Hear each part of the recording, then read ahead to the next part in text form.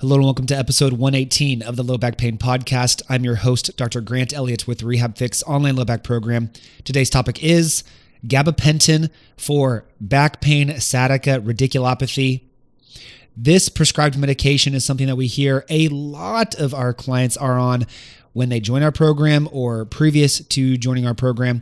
So I wanted to raise some awareness about it because it is easily one of the most commonly prescribed medications for sciatica.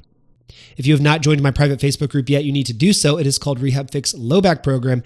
And immediately upon joining, you will receive our free step-by-step sciatica guide, one that we have used to help thousands of people across the world recover fully from sciatica. This is literally the same step-by-step process that we take them through during our assessment calls.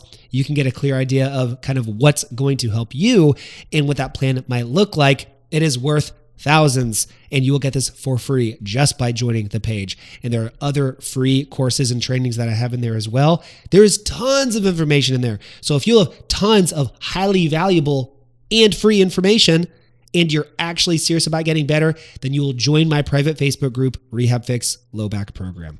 I'll see you in there. So your doctor prescribes you gabapentin for sciatica. What should you know? One, you should know that initially this was designed to be an anticonvulsant medication. So it was for individuals who were suffering from seizures or other neurological or movement disorders. That was the primary intent for this. Over time, they started to discover that it had more potential effects towards different neural pathway pain, which therefore had them introduce it to individuals who were suffering with nerve pain. And a very, very common type of nerve pain is radiculopathy or sciatica, just as a simple layman's term. So a lot of people are being put on gabapentin. Here's what I wanted to make known here is that if you look up the current efficacy reports for gabapentin, you will find positive reports. However, research is not that simple. The problem here lies that one, of course, we all know that medications just cover up symptoms, right? We all know that. Do they have a time and a place? Sure they do. Have we sent some of our clients for oral steroid packs? Yes.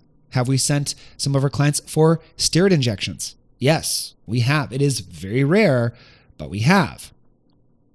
So everything has a time and place, but tons of people are being put in gabapentin. So most of the time, medication is being used inefficiently, inappropriately, and is just covering up symptoms. I hope anyone listening to this podcast is probably on the same page. Otherwise, you would not be following me or our program or what we do. Now, the biggest thing is that the studies that were performed for gabapentin were short-term studies. Individuals who find positive benefits with gabapentin are usually taking it for 8 to 12 weeks. Okay, that's point number one. We talk to people who have been taking gabapentin for 1, 2, 3 years straight. Okay, that is not good. That means this person just continues to refill with total reliance on gabapentin. They will develop addictive traits towards this. They will have withdrawal symptoms. This is guaranteed. But this is just something, gabapentin, whatever, good efficacy, not a significantly strong or high-risk medication. So yeah, just keep refilling it. We hear this all the time. People are on it for years. Okay, that is not good. Yes, there is some efficacy with what most of the evidence shows in short term, but not long term. And long term, there's a whole slew of side effects, as with anything, right? We can see that dizziness, fatigue, nausea and vomiting, tremors, and different infections, headaches, weight gain, back pain. Back pain is a side effect of gabapentin. Some things that being used to treat your sciatica, it can cause back pain, okay?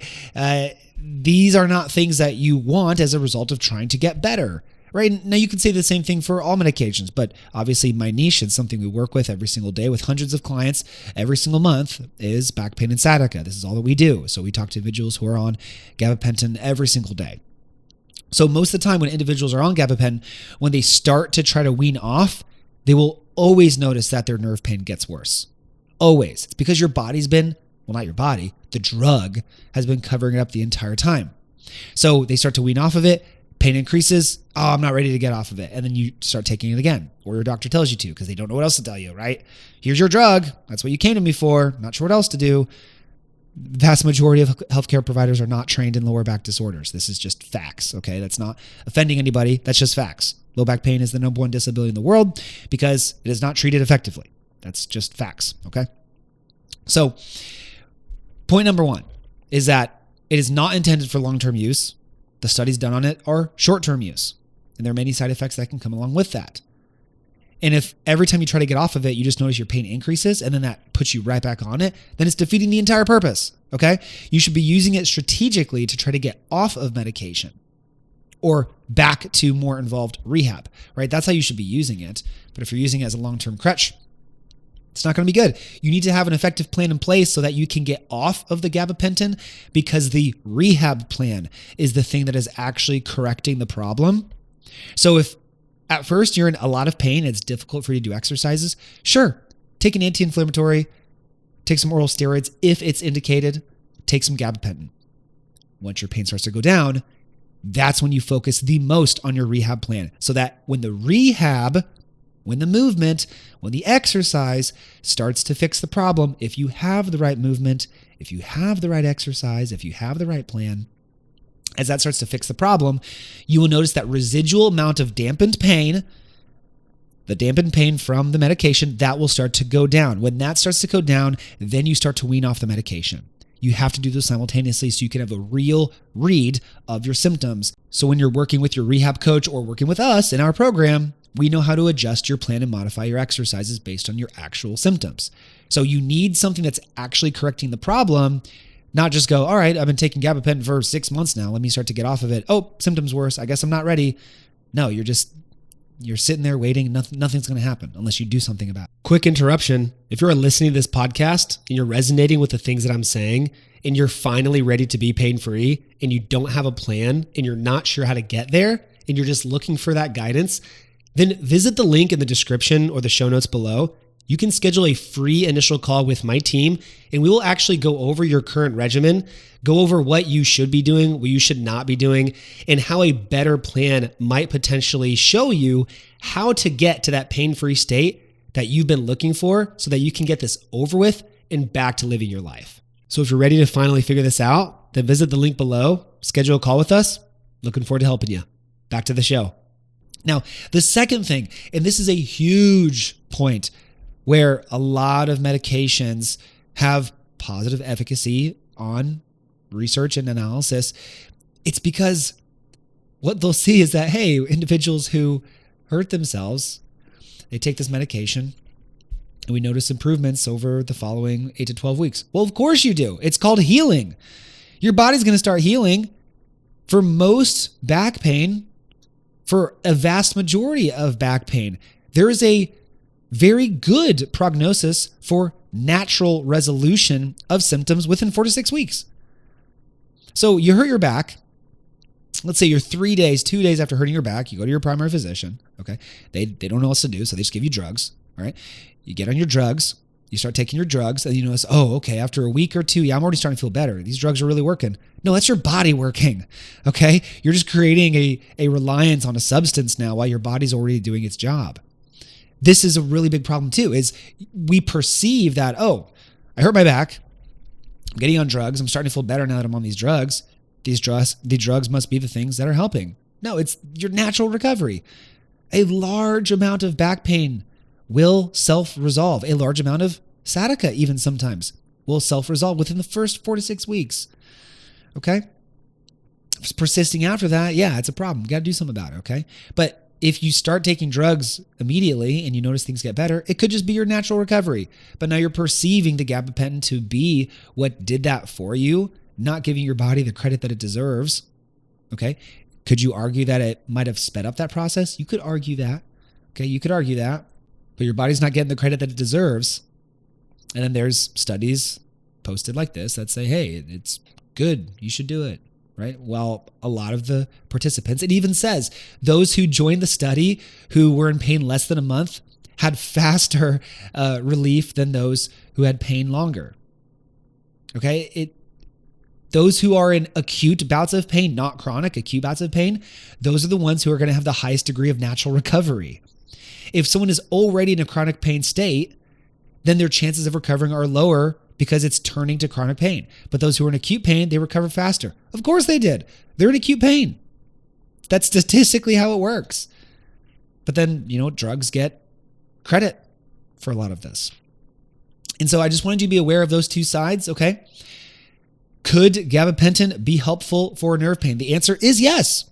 A lot of our clients feel better when they're on gabapentin when they don't have a proper rehab plan. They do. When they start to come off of it, they notice that their nerve symptoms increase. So we know for sure it is having a positive effect on your pain, on the nerve. It is. There's no doubt about it. Okay? But we don't want to be on these substances for a long time. Okay? There are side effects, but we also just want to know that we're actually doing something for the root of the issue and not just coasting on covering up symptoms, thinking, hey, you know what? I'm not out of pain, but I'm not in as much pain as I was. I guess I'll just keep doing what I'm doing until it just magically goes away. It's not going to happen. You need to do something about it. Yes, you can use the gabapentin short term to dull your symptoms until you find that right individual to help. Maybe that's us. Maybe you're listening to this and you're like, man, I've been on gabapentin for like 9 months. Okay, you need an actual plan to start to address the root problem so that you can get off the medication. And if you're trying to get off the medication by yourself and you just find yourself flaring back up and, I need this to survive. I need this to work. I understand your situation. It can be super frustrating. So you need to work with someone who works with what you're dealing with every single day and understands that fade off process. There are certain signs and symptoms that we want to see reduced before we advise our clients to get off gabapentin. There's a certain protocol that we take them through, and there's certain steps and checkpoints in their recovery that we use to then start that process. We do not tell people to get off of it day one. We wean people off at the right moments because we actually have a proper plan to follow. We're properly tracking progress every week. We know where each individual's recovery is at. They can see it. They can feel it. You got to have a plan, and you got to have a plan that's right for you. Let's make this thing happen. You can get out of pain. I promise you can. You just have to believe that you can. You have to be willing to invest. You have to be willing to commit. Those 3 things, you're going to get better. Once again, be sure to join my Facebook group, RehabFix Low Back Program, so you can get additional exclusive content and our free sciatica guide immediately upon joining. And you can look at the additional upcoming content that we're created just for individuals in that page. It is a great way for you to join a community of serious, intentional individuals, and you can get to see some of our clients winning as well, so you can get a real idea of what is possible for you. If you are watching this on YouTube, please like, comment, and subscribe. If you are listening on your favorite podcast platform, please leave a 5-star rating and review so we can grow this podcast and help reach more individuals who deserve to get results, who feel like they're spinning their tires and getting frustrated in doing so.